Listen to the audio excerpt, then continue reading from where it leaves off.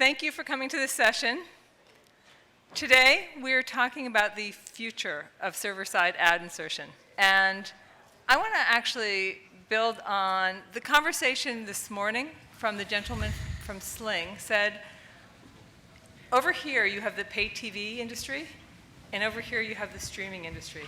And in order to make the streaming side of things come close to the pay TV side, one of the things that you really have to focus on is the ad tech part of it. And people will talk to you a lot about different aspects of monetization, but getting your ad tech in order and getting it working is one of the things that I think is one of the most important areas that you can look into. And today we've got a great panel. I'm going to let the panel introduce themselves, and we're going to leave questions for the end. My name is Nadine Kravitz. I am a contributing editor with Streaming Media Magazine. I'm also a program management consultant, and I work on many of the areas that I write on in the magazine. So I'll start over here and let Lexie start off. Hi everyone, I'm Lexie Pike. I'm on the product marketing team at Brightcove. We're an online video platform. We enable publishers, broadcasters, really any sort of content owner to distribute their content across all devices. This includes everything from cloud-based encoding all the way to social distribution. I primarily focus on our media products like SSAI, and I have a bit of an ad tech background, so that's why I'm on this panel today. Hi, I'm Michelle Abraham. I'm a senior analyst with S&P Global Market Intelligence, which provides information and data services in several industries, one of which is media and communications. Some of you may be more familiar with the media and communications division name, which is Kagan. So I cover a number of different video technologies, including some of the advertising technologies. Hi, I'm Amit, Shetty. I'm with the Iab Tech Lab.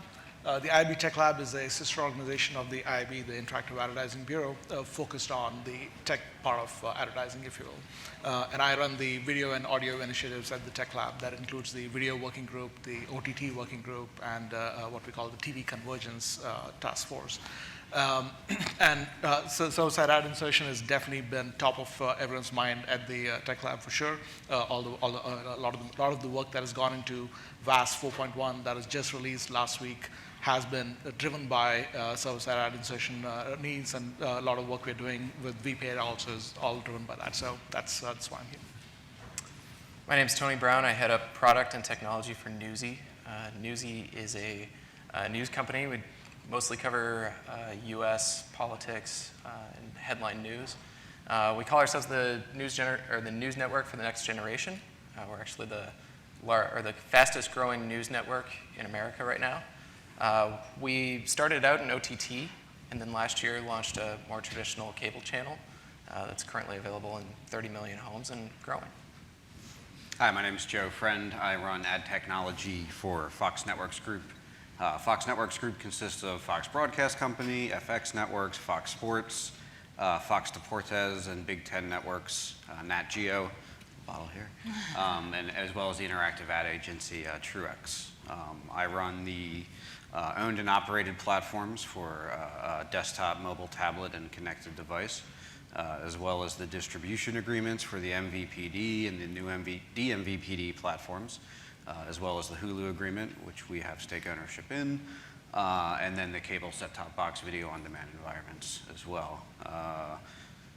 Yeah, that should be good for now. Okay, so in fact, let me just check with the audience. How many here are using server-side ad insertion? Can you raise your hand? Okay, maybe a third of you or so. We're going to go and define it, and actually the first question is for Joe and Tony. And really, what I wanted to figure out is, what is SSAI? Okay, let's see. Quickly, though, Quickly. not very deep. All right, so anyway, back in the day, there was an RFC. A lot of signaling happens on HLS, HTTP live streaming. It guarantees a quality user experience that is commensurate to what you're used to, which is viewing linear. So we've taken that, put it onto the internets. However, HLS gets chopped into segments. In order to serve advertising, typically your video player says, hey, I got to stop here and then go do something, and I got to ask another server to send me something, and then I got to play again. And there's a lot of coupling and decoupling that happens in the transaction between video content and advertising content as well. So once you introduce change in a signal, you also introduce the opportunity for breakage. So SSAI solves for that, server-side ad insertion. What it does is it takes the content signal and it takes the advertising assets that are destined to be played out, and it stitches them together into the segments that get chopped up. I'm going to take one side of the equation, which is that it offers a quality end user experience because there's no handlers in between contiguous play of the content. When you mean handlers, do you mean buffering? Well, yes, you introduce, you need to, once the content stops playing or it sends a beacon to get an ad, you need to call another server, and it potentially needs to call another server, and you need to make sure that advertising asset is both available and it is encoded or transcoded to play out within that same signal. And so there's a lot of change happens there. Unfortunately, we need to make money right there because all that That's content important. is value. So we need to make sure that that goes seamlessly. SSAI is a good way to guarantee that that goes seamlessly. That said, since this is a future conversation, it's relatively newish to all the larger players involved. So we're also encountering some of the speed bumps as we go through this. We've hosted events at scale recently, World Series, Super Bowl, the World Cup, to name a few of the smaller ones, where we've had to place concentrated value into a single event at scale. Okay, we're gonna get to touch that on that later because I think everybody does want to know about how to deliver server-side ad insertion at scale. But I think right now we have a little bit more information. Yeah, so the way that Newsy uses it currently is both with our VOD assets and our live streaming. So I didn't quite hear that. What did you say? our VOD assets and with our live streaming. Thank you. So Okay. our both with our linear stream that we produce as a channel when that gets distributed to our virtual MVPDs, we'll do we'll do our dynamic ad insertion or server-side ad insertion there. And then with our traditional VOD assets, those are also just being delivered with HLS. So from our perspective, it's extremely flexible and lightweight on the client because all the decisioning happens up in the cloud. It's easy for us to change. We don't have to deploy new code, at least to the app itself, and we can just change any kind of configs on the server level. So essentially what I'm hearing is that one of the best benefits is you actually are delivering things without having to do all the client-side development, right? You also have the ability to do the stitching without having a break, which means ad blockers are not detecting as much of your content, right? And Lexie's going to talk a little bit about personalization and data that goes into server-side. So what happens there? Yeah, so there's three main value propositions for SSAI. You kind of touched on all three, that being user experience, ad blocker prevention, and device reach. So obviously user experience takes precedent, as Joe and Tony mentioned, but I don't want to undermine the latter two. At Brightcove, our customers have doubled revenue just by reclaiming all that lost revenue due to ad blockers. So it's definitely an effective means of combating that. And then as far as device reach goes and targeting, I think the question is not why should you be using SSAI? It's more pivoted to why do you need to be using SSAI? If you have any intention of reaching the 275 million OTT devices, and that's not even including connected devices like gaming consoles or connected refrigerators, I don't know. If you want to serve ads there, you absolutely have to have server-side ad insertion in your monetization strategy. Because in a lot of those devices, the concept of a client doesn't even exist, and if it does, it's very costly and complicated to maintain. So SSAI is the way to go. Okay, we're going to get a little bit more into the benefits later on, but Michelle's going to talk a little bit about the monetization. So why? Why is this important? Well, when you're going to do any kind of streaming service, whether it be on demand or live, you need to figure out, of course, how you're going to make money at it, unless you happen to be a public broadcaster who has to do it for free. So you make the choice, you do a subscription, maybe you make it free, but you serve advertisements, or maybe you make it some kind of hybrid model where you're doing both.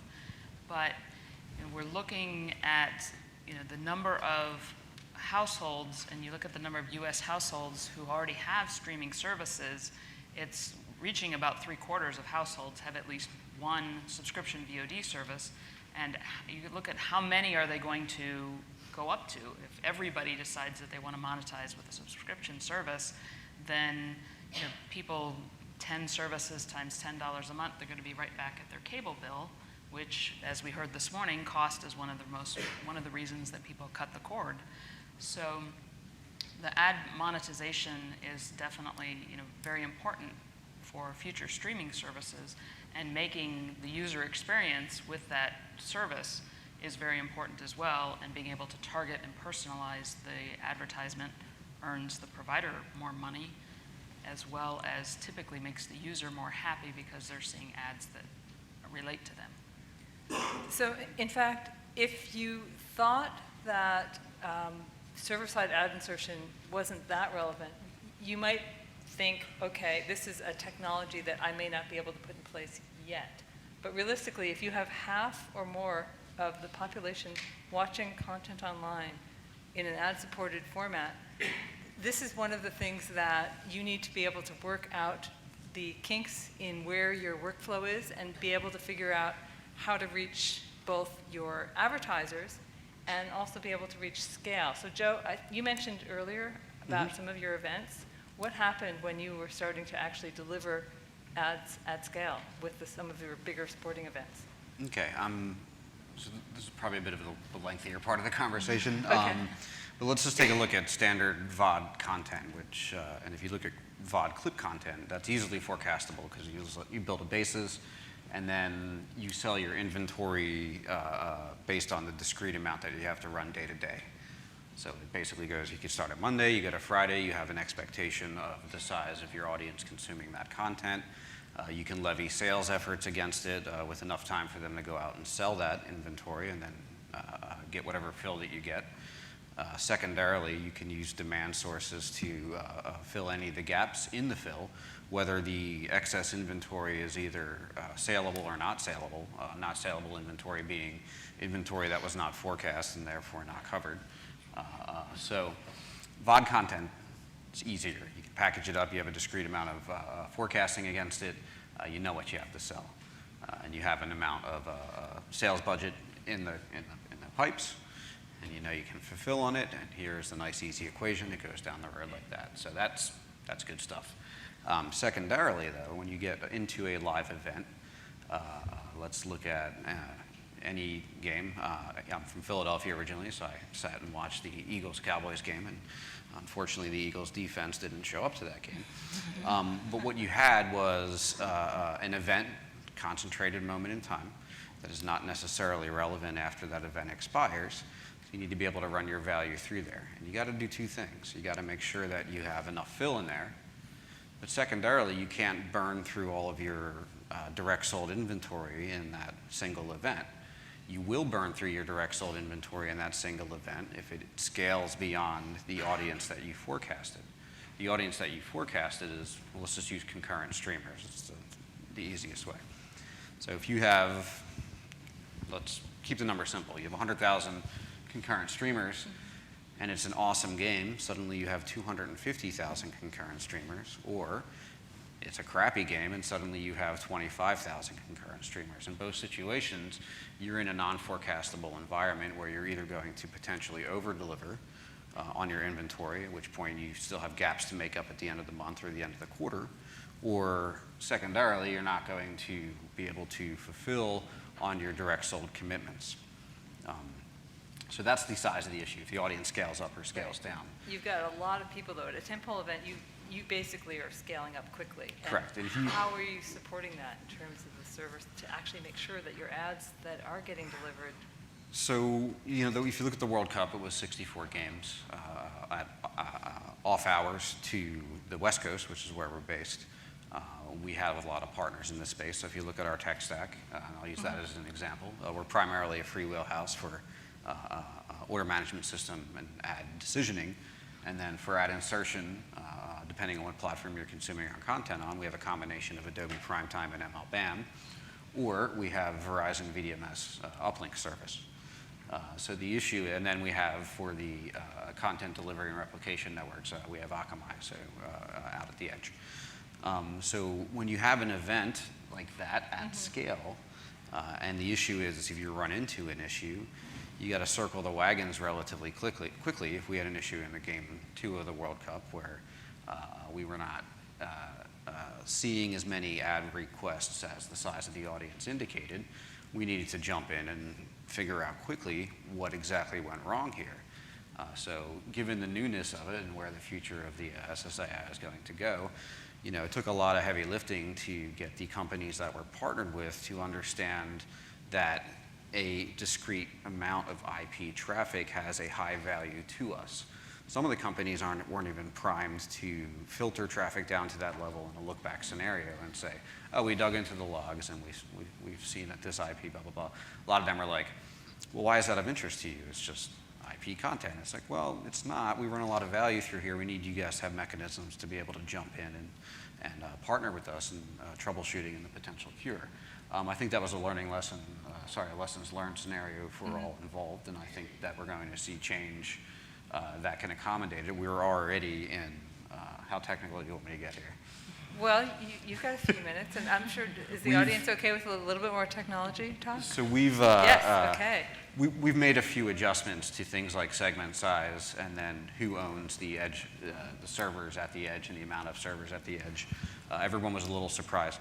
Not everybody, I wasn't. But everyone was like, well, I don't get it. How come the rural areas are fine, but it's the city that's not fine? It's like, well, there's more people concentrated there, but technically less servers per capita to handle this type of load.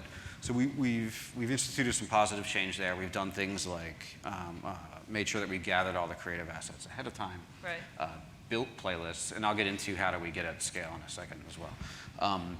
We built playlists, and we've gone through each of those companies I mentioned before have pre-transcoding mechanisms for them to be aware of the assets that you're going to serve in this scenario, and then transcode them and have them available in their replication networks as well. So then we run into the issue of what do we do about the empty space? So if we have our direct sold covered, and those of you in the publishing space, what do you have trouble with when it comes to your demand sources? There's a few things that happen. One is they have thousands upon thousands of creative in their network. Right, and thousands of, that sounds like many formats. Yep. And many formats that correct. don't necessarily match. And then two, they have a lot of the repeat creative that their competitors and peers in the industry do as well. So you have a scenario where, one, if you're taxing this just-in-time transcoding process, which is the intermediary process that takes the ad creative and stitches it in with makes it available for stitching in with the SSAI signal. You're overtaxing that because every time the convenience of just-in-time is that just-in-time means the very first time it sees, in this case, an advertising creative ID, it marks it for transcoding. It says, oh, I haven't seen you before. I need to do something with you, and I'm going to put you in the queue that does something with you, which is to encode it for the right endpoints. However, if every time you ask a demand source for a creative, whether through an SSP or a direct tag integration, every creative that you see is going to be brand new, and they're going to see it for the first time. So that's one issue at scale, is that if you have an audience at scale and your direct sold is not accommodating that, you're going to run into a scenario where you're relying a lot on your demand sources to fill this, and then the demand source partners have three issues that they also need to deal with. And this is not to say that not everybody's being prescriptive, because everybody is. They're interested in solving this issue with us. But you have the issue of latency. If you look at Thursday Night Football on Amazon, I think their latency for the total round trip time between the ad request and ad response is 750 milliseconds. Okay. That's pretty quick. And if we ask Freewheel, and then Freewheel in turn asks one of the demand sources running through the Freewheel SSP, and then it comes back to us and comes back to them, we might miss the boat. Okay. So they have an issue to solve of making their stuff speedier. Secondarily, a lot of demand sources have algorithms that view audience at scale as fraud. So suddenly, you have this event, and it's like, oh, a lot of people are watching this. I don't think that's accurate. And Right. it is, because their algorithms are built on VOD models, whereas this one goes up and the other ones go wide. Okay. They have an issue where they need to address that as well. And then the third thing they need to do is work with the partners to get their creative transcoded, because that is also a big source of latency there.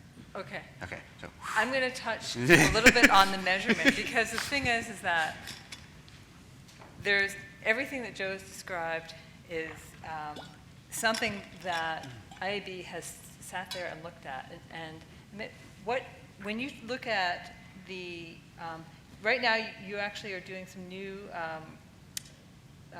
work groups, but talk to me about measurement. What is it that you're doing at IAB, and what's important? Sure. And I think this is a little bit of a long story, so the spoiler is that it's definitely being figured out, and so fits right into the future of server-side ad insertion. Okay. But basically, I think there are probably two parts to that discussion.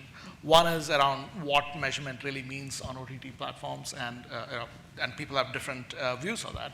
You have on the one side people who feel like, oh, it's something that just should be about measuring the number of impressions. You don't have to worry about viewability because, hey, it's on TV. Why do you need to worry about that?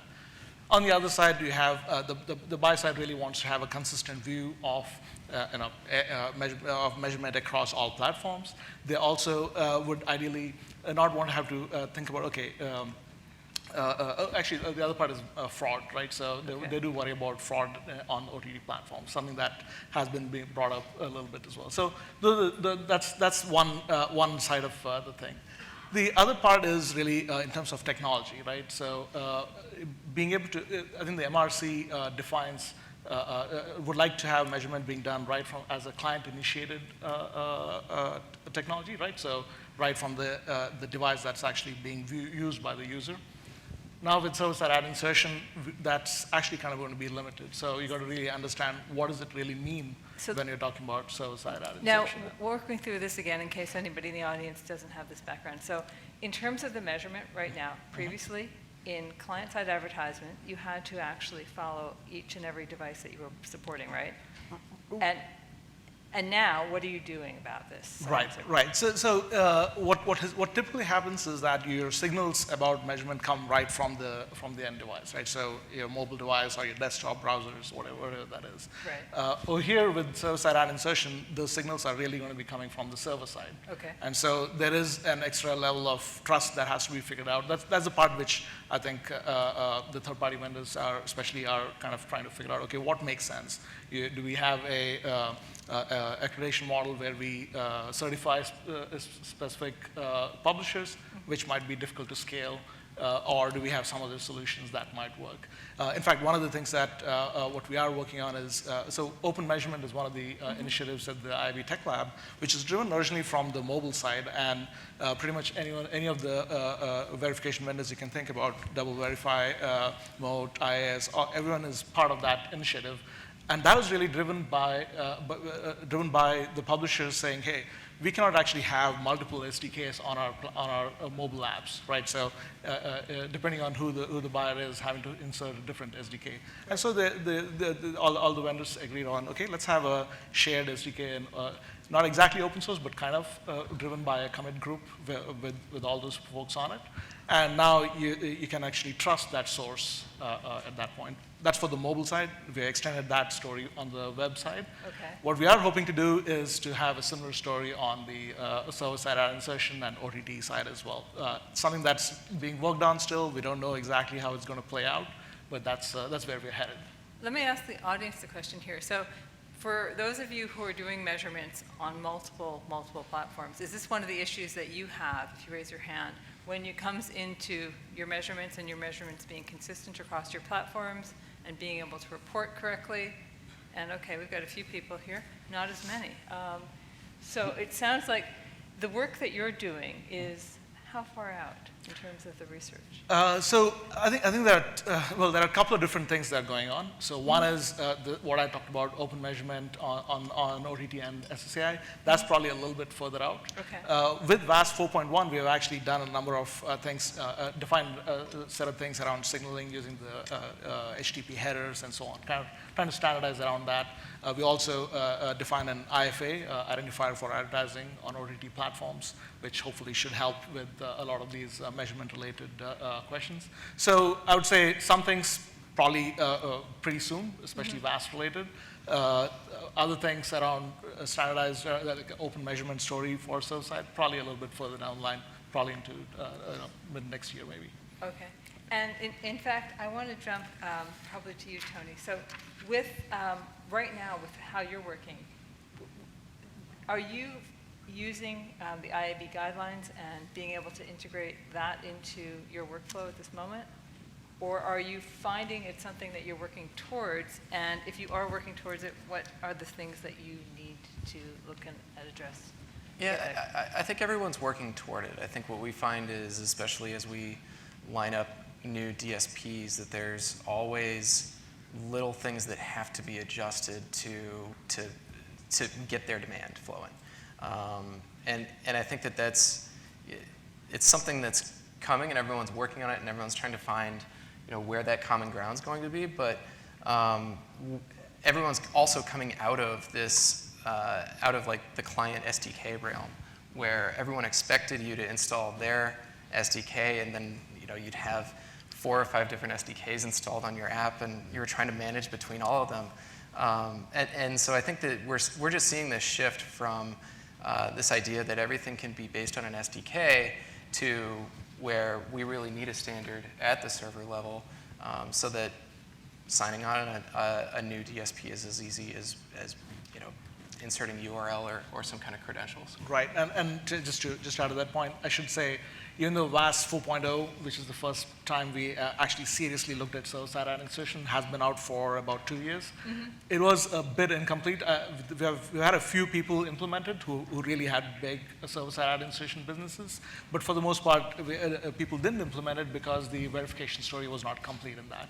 So 4.1 is where we have actually tied that story out a little bit more, talked about how open measurement should work with WAS 4.1, Right. talked a little bit more about the headers, the HTTP headers, and so on. So I do think that 4.1 is going to be the one which is going to help the industry move forward with the. Yeah, just to underscore the issue that Tony identified, there's also a lot of endpoints where we do not have direct control over them and maintaining their the SDKs for viewability, for demographics, for all sorts of stuff. We maintain a smattering, we have these grids in-house that we try to track which version of what's installed where and who did it and what's not working and why this data dropped out on this particular endpoint.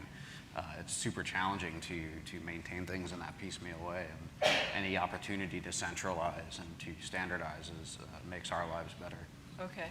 Now obviously, the measurement is important, and I want to just jump a little bit to the personalization. And Lexie, you talked to me previously about what it is people target, and also what it is that you find is important, especially supporting GDRP, and being able to gather data and use it to target correctly. Yeah, so, bouncing off of the VAST conversation, VAST 4.1 came out on Friday. I think standardizing the ad request is going to be a game changer. Once we have all the public media companies speaking the same language and really communicating the value of the opportunity, like, hey, this is a beautiful, big CTV with Newsy and Fox content.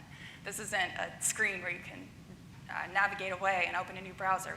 You're less concerned with viewability and vPaid and things of that nature. So that's going to be a big step in the right direction in terms of targeting. A lot of the OTT apps require login, and this first-party data is invaluable. Being able to gather that data, you are able to gain consent from the user, so GDPR is less of a concern there. And you're able to get things like consumption patterns, the type of content they're viewing, and even purchase behavior, which can lead to much less, fewer, more relevant ads, which is a win-win for both them because they have larger CPMs, and then for the user because you're seeing less, more relevant targeted ads to yourself.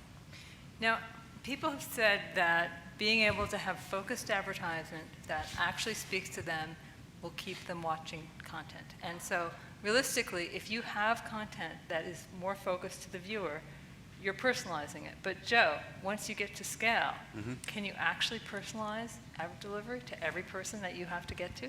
Yes. Really? You want more? Okay. I do want more So information. you can and you can't because one, your sales team is going to run in the demand sources in the marketplace is going to run into the same issues as your sales team. Is you have more available opportunity than there's advertisements to possibly fill that opportunity. Things that you can do, you can adjust your commercial break patterns and your end user experiences to reduce that, or you can switch to what were called hybrid models, where it's a linear to digital hybrid model. We use the Freewheel Hilda product, hybrid linear digital ad scheduler. And what that does is enable us to toggle specific ad positions to be either DAI or linear pass-through. So that enables us to right-size our inventory. We got a lot of money in broadcast. It's definitely, we're still the area that makes the most amount of money for us. So we have a lot of deals that we can turn on linear pass-through for. That would enable us to get at the issue of scale and provide the measurement attribution that you would get on broadcast in a digital world for a certain period of time. Right. Then we can toggle that unit back to DAI. The systems themselves, they're built to scale. The issue is going to be an issue of ad diversity in the marketplace at large. It's Now, going to be diversity meaning formats, meaning content? creative ad diversity. Creative like, ad everyone's gonna be like, I saw that same ad over So and you over. mean you don't want to see the same ad over and over again? Yeah, Okay. exactly right. Okay. And then the issue is going to be maintaining sales channel competitive separation and sales channel conflict, mitigating that as well. Now, when you're saying sales channel separation, broadcast and digital is what we're talking about? Yes and no. I'm basically talking about making sure that you get the most value from your viewer. Okay. You don't want to serve them 6 Coke ads, or I don't even want to serve them 6 consumer packaged good ads in a row. I want to be able to spread it around. Right. Plus, certain industries have rules against, hey, you can't serve auto back-to-back, you can't serve telecom back-to-back. So we want to make sure that we spread those advertisements out. Okay. And then secondarily, we want to make sure that we don't undermine our own direct sales efforts by giving the good stuff to demand sources who aren't paying the premium CPM that we would charge if we directly sold something. Now, so we've spent a lot of time just covering a lot of the different aspects of server side, but this panel's about the future. So now we finally kind of got to the point where we can talk more about the future. And if you had to look at what you think is going to be happening next year, and maybe 2 years down the line, what's the most important things? And you can be elaborating on something that you've talked about. And maybe, where should I start? Who wants to go? Tony? Sure.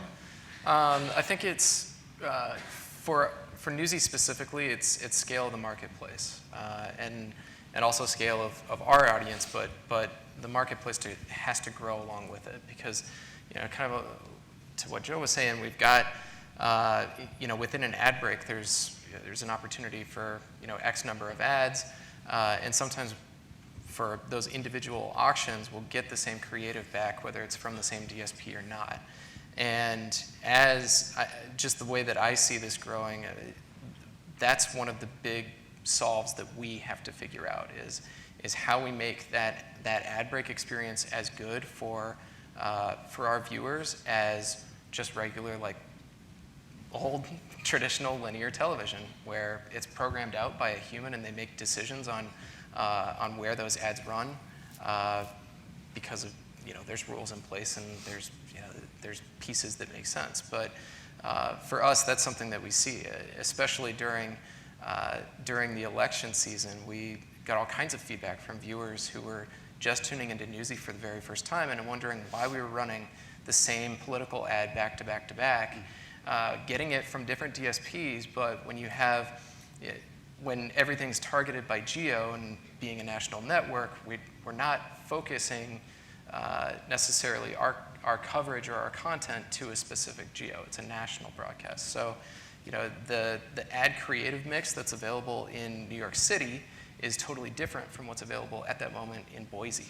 And if you have someone in Boise who's just tuning in, they're probably going to get a lot of the same creative just because the pool is so much smaller. Okay. So that's one thing. So we've got the ad creative, and we also talked a little bit about the formats of the ads. What else do we need to look at? So, Amit, you look like you want to say something. Sure, yeah. I think that one of the interesting things with OTT is that even though it's similar to TV, it's really different in terms of the kind of things that could be done on OTT. And one of the things which I think is going to change going forward is how interactive these ads are going to be, right? So I'm talking about interactivity and also, actually for that matter, even shoppable ads and things like that. I think there's a lot of things that can be done in that space, even though there are a lot of challenges to be figured out, starting with, okay, the kind of remotes are different for different devices. Right. The capabilities of the platforms are different for different, like some of them support JavaScript, some of them don't. there are a lot of things to be figured out, but I do think that that's going to be the next, the big thing that'll be the future. And I shouldn't forget to put a plug about VAST on that front.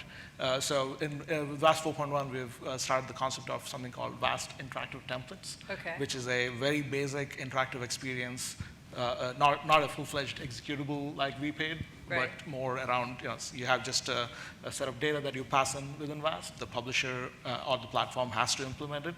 But I do think that that's probably going to be a big driver of interactive. So interactive ads, and especially supporting VAST 4.1. Absolutely. Okay, we've got that. We've got the inventory. And Michelle. It might be more than 2 years out, but there's a lot of work being done in making ads less intrusive in that, and not just on, as Lexie mentioned, the personalization aspect, that it might be something you want to see, but so that you're not necessarily stopping the video that you're watching at all, whether there be, an overlay over part of the screen, that, maybe the scene that you're watching has a billboard in the background, and maybe there's an ad on that billboard that applies to you that I would see something different than you would.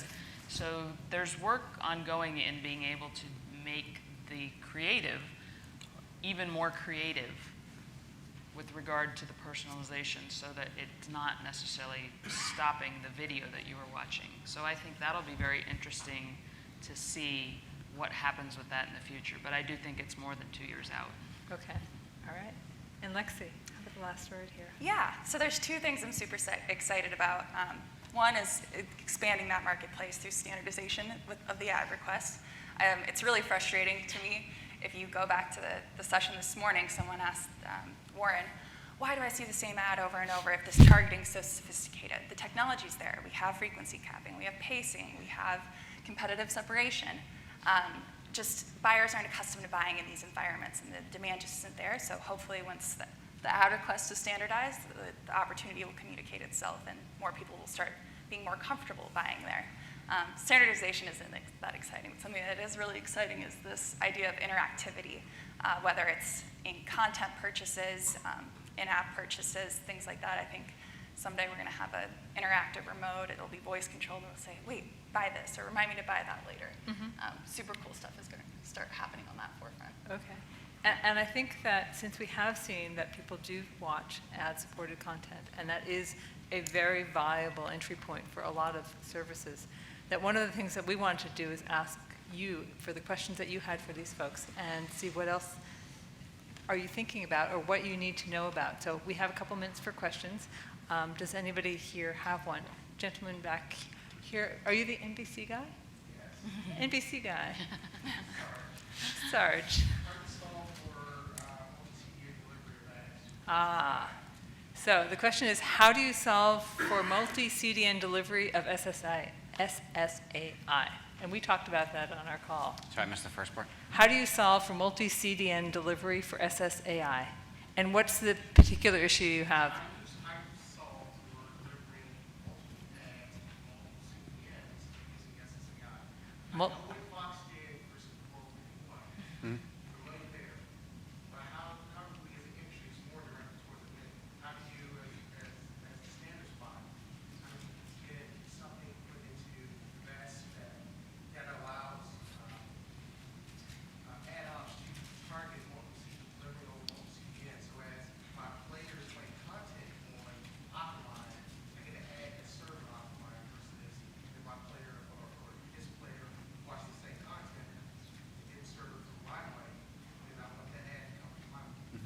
So, right.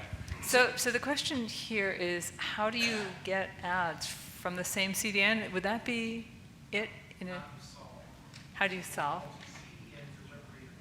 How do you solve for multi-CDN delivery of ads for SSAI?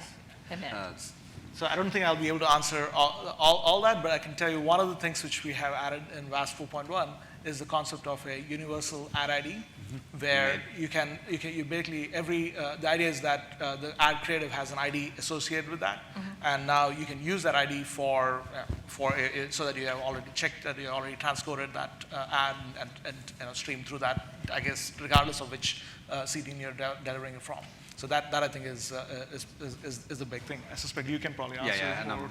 I'm also half convinced my ad ops counterpart paid you to ask that question, because that's the same question. We're kind of living through that nightmare right now, where we're trying to figure that out. One, things like the universal ad ID, and we're engaged in proofs of concept with a couple companies who claim to be at least the arbiter for national ads, and whom will have quality controlled and approved creative from the marketers and the advertisers and agencies ready to go. So we're working through some of that stuff. The other thing is we have a very complex ecosystem, so we kind of rely heavily on we use both Freewheel and Google. We rely on them to have using Freewheel as an example again, they have a encoding.com connection in their creative library, and secondarily we need to spin up separate transcode profiles specifically for each of the different MVPDs and DMVPs that we deliver content to. And if you look at the high end of the spectrum, where Hulu has a very high creative spec, and then you look at a signal that tends to be light and fast paced, you look at the YouTube playlist for their non-subscription content, those are two different sides of the spectrum as far as creative specifications go. So if you were to come and I were to draw this thing out, it looks like a giant Rube Goldbergian machine that we have in place that we're looking to simplify, but I've gotten it down to 3 swim lanes. There's how do we get our stuff, and this is literally what we're running the project by. What do we do with our stuff when we get it, and where does that stuff go after we get it? So through a combination of proofs of concept, through enhancement requests with the vendors that we're working with, and begging the distributors to either increase or decrease or normalize their specifications so that it's commensurate to their peers in the industry. We are literally trying to pull every lever right now, but we have not licked that problem. Okay.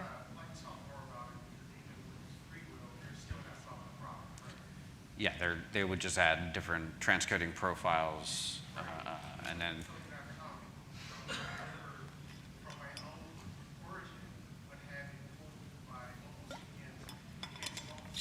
Yes.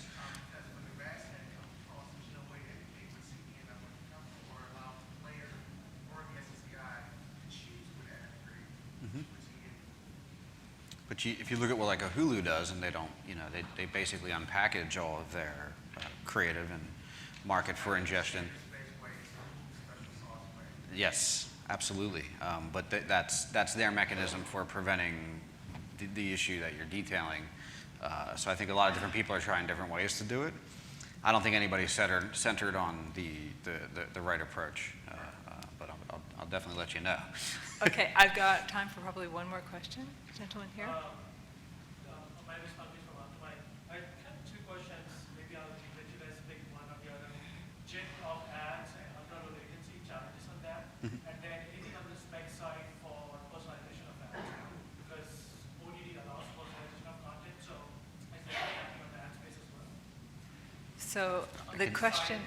So I can answer the JIT one in like 10 seconds. Okay, That's super I simple. heard JIT. And then I didn't hear the rest both. of the So tell me what the question is first. Yeah, if you wouldn't mind. the just-in-time transcoding issue is just merely a problem of system resources and scale.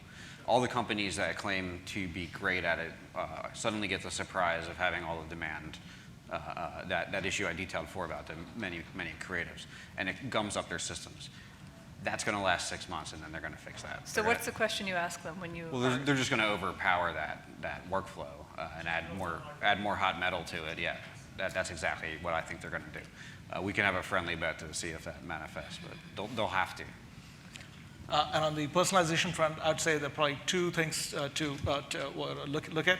The first is the ad request that Lexie talked about.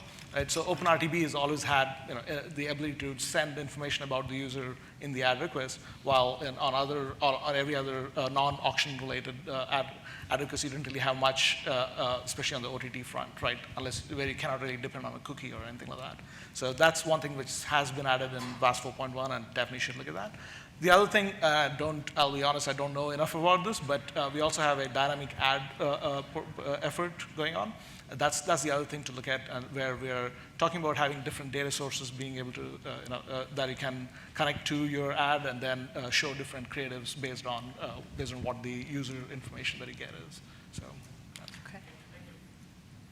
We might have time for one more question. This gentleman here. Yeah, so if viewability is not applicable here, or it's too minimal, I guess, for video, what would the panel think is a good KPI? Like, what would the clients, like advertisers, want to see as a good KPI for video? So the question is, what is a good KPI? Yeah, I mean, viewability is applicable. It's just not measurable in every platform. Connected device environments, for example, are long considered to be 100% viewable, so you basically have a certification process there. That is changing. I think open measurement, and when the IAB and their partners architect open measurement for SSAI, and suddenly you're able to sidecar all those metrics and they become highly accurate, I think that we get direct measurement on those devices. So I think it's coming. Okay. I want to thank my panel, and thank you all for coming to this totally interesting presentation to me. I think that if you're not looking at server-side ad insertion yet, you definitely should come and talk to these people. And also, if you have any interest in video AI, that will be the next panel that I'm going to be moderating. It will be at 4 o'clock in the main ballroom, and I encourage you to come there too. Thank you very much.